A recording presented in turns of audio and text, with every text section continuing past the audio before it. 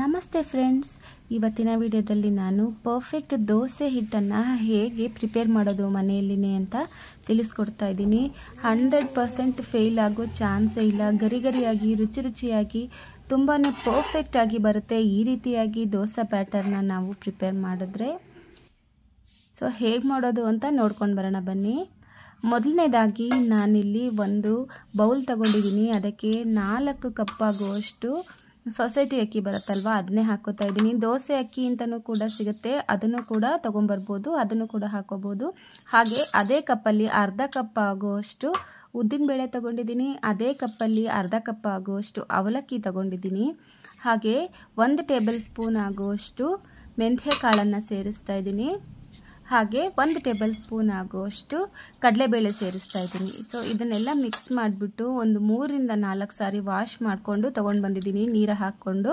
So ಇದನ್ನು ನಾನು ಒಂದು 4 ರಿಂದ 5 ಗಂಟೆಗಳ ಕಾಲ ನೆನೆಯಲಿಕ್ಕೆ ಬಿಡ್ತೀನಿ. ಈಗ ನೋಡಿ ಒಂದು 5 hours ಆಗಿದೆ. ಈಗ ಇದನ್ನು ತೆಗೆದುಬಿಟ್ಟು ತೋರಿಸ್ತಾ ಇದ್ದೀನಿ. ಈ ರೀತಿಯಾಗಿ ನೆನ್ಕೊಂಡಿರುತ್ತೆ. ಇದನ್ನು ಸಾಫ್ಟಾಗಿ ರುಬ್ಕೊಂಡು ಬರಬೇಕಾಗತ್ತೆ.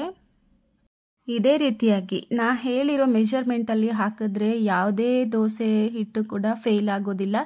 100% ಪರ್ಫೆಕ್ಟ್ ಆಗಿರುವಂತಹ ದೋಸೆ ಬ್ಯಾಟರ್ ಇದು. ಸೊ ಇವಾಗ ನೋಡಿ ರುಬ್ಕೊಂಡು ಬಂದಿದ್ದೀನಿ ನಾನು. ತುಂಬ ನೈಸ್ ಆಗಿರಬೇಕು, ಒಂದು ಸ್ವಲ್ಪನೂ ತರಿಯಾಗಿ ಇರಬಾರ್ದು, ಈ ರೀತಿಯಾಗಿ ನೈಸಾಗಿ ಇರಬೇಕು. ಸೊ ಇದನ್ನು ನಾನು ಇನ್ನೊಂದು ಪಾತ್ರೆಗೆ ಶಿಫ್ಟ್ ಮಾಡ್ತಾ ಇದ್ದೀನಿ.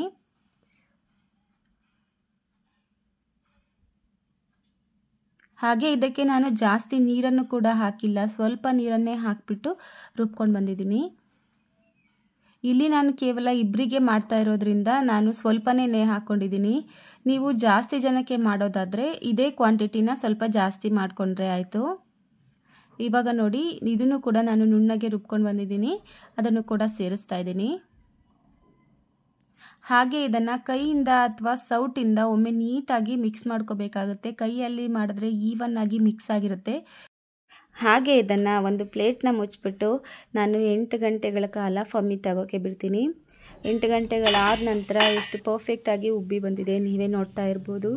ಇದೇ ಹದದಲ್ಲಿ ನೀವು ದೋಸೆ ಹಿಟ್ಟನ್ನು ನೆನೆ ಹಾಕಿದ್ರೆ ಯಾವುದೇ ಕಾರಣಕ್ಕೂ ಫೇಲ್ ಆಗೋ ಚಾನ್ಸೇ ಇರಲ್ಲ. ಇವಾಗ ನೋಡಿ ಉಬ್ಬಿ ಬಂದಿದೆ ಅಲ್ವಾ, ಇದಕ್ಕೆ ನಾನು ರುಚಿಗೆ ತಕ್ಕಷ್ಟು ಉಪ್ಪನ್ನು ಸೇರಿಸ್ತಾ ಇದ್ದೀನಿ. ಜೊತೆಯಲ್ಲಿ ಅರ್ಧ ಅಥವಾ 1 ಟೇಬಲ್ ಸ್ಪೂನ್ ಆಗುವಷ್ಟು ಸಕ್ಕರೆ ಸೇರಿಸ್ತಾ ಇದ್ದೀನಿ. ಸಕ್ಕರೆ ಹಾಕೋದ್ರಿಂದ ತುಂಬ ಒಳ್ಳೆ ಕಲರ್ ಬರುತ್ತೆ ದೋಸೆಗೆ. ಇವೆರಡು ಸ್ವಲ್ಪ ಕರಗಬೇಕಲ್ವ, ಅದಕ್ಕೆ ಸ್ವಲ್ಪ ಮೇಲ್ಗಡೆ ನೀರನ್ನು ಹಾಕಿ ನಾನು ಇದನ್ನು ಒಮ್ಮೆ ಮಿಕ್ಸ್ ಮಾಡ್ತೀನಿ. ಉಪ್ಪು ಹಾಗೂ ಸಕ್ಕರೆ ಎರಡೂ ಕೂಡ ನೀಟಾಗಿ ಕರಗೋವರೆಗೂ ಇದನ್ನು ಮಿಕ್ಸ್ ಮಾಡ್ಕೋಬೇಕಾಗತ್ತೆ. ಇದಾದ ನಂತರ ನಾನಿಲ್ಲಿ ಪ್ಲೇಟ್ನ ಕ್ಲೋಸ್ ಮಾಡಿಬಿಟ್ಟು ತವಾನ ಬಿಸಿ ಇಡ್ತೀನಿ. ನಾನು ಈ ತವಾನ ರೀಸೆಂಟಾಗಿ ಫ್ಲಿಪ್ಕಾರ್ಟಲ್ಲಿ ಬೈ ಮಾಡಿದೆ. ಯಾರಿಗಾದರೂ ಬೇಕಂದರೆ ನನಗೆ ಕಾಮೆಂಟ್ ಮಾಡಿ, ನಾನು ಲಿಂಕ್ನ ಸೆಂಡ್ ಮಾಡ್ತೀನಿ. ತುಂಬಾ ಚೆನ್ನಾಗಿದೆ.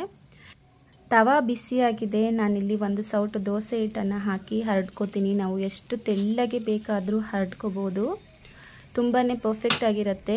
ಯಾವುದೇ ತವದಲ್ಲಾದ್ರೂ ಇದೇ ರೀತಿಯಾಗಿ ಬರುತ್ತೆ. ದೋಸೆ ಮಾತ್ರ ಗರಿ ಗರಿಯಾಗಿ ರುಚಿಯಾಗಿ ಬರುತ್ತೆ.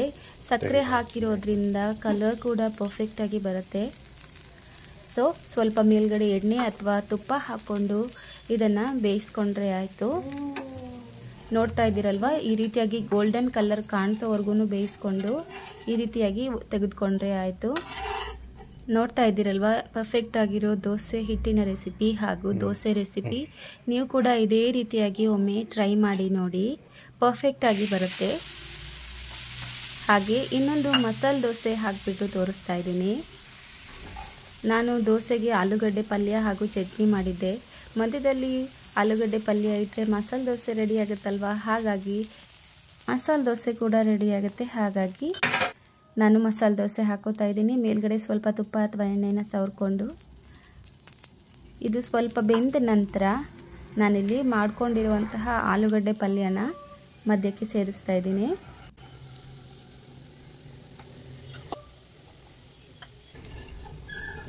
ಇದು ಸ್ವಲ್ಪ ಬೆಂದ ನಂತರ ತಿರುವಿ ಹಾಕ್ಕೊಂಡ್ರೆ ಆಯಿತು.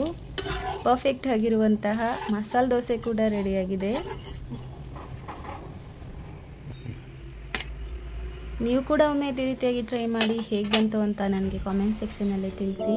ಹಾಗೆ ಈ ವಿಡಿಯೋ ನಿಮಗೆ ಇಷ್ಟ ಆಗಿದ್ದರೆ ಲೈಕ್ ಮಾಡಿ, ಶೇರ್ ಮಾಡಿ, ಕಾಮೆಂಟ್ ಮಾಡಿ. ಹಾಗೆ ನನ್ನ ಚಾನಲ್ನ ಸಬ್ಸ್ಕ್ರೈಬ್ ಆಗೋದನ್ನು ಮರಿಬೇಡಿ. ಮುಂದಿನ ವಿಡಿಯೋದಲ್ಲಿ ಸಿಗೋಣ. Thank you.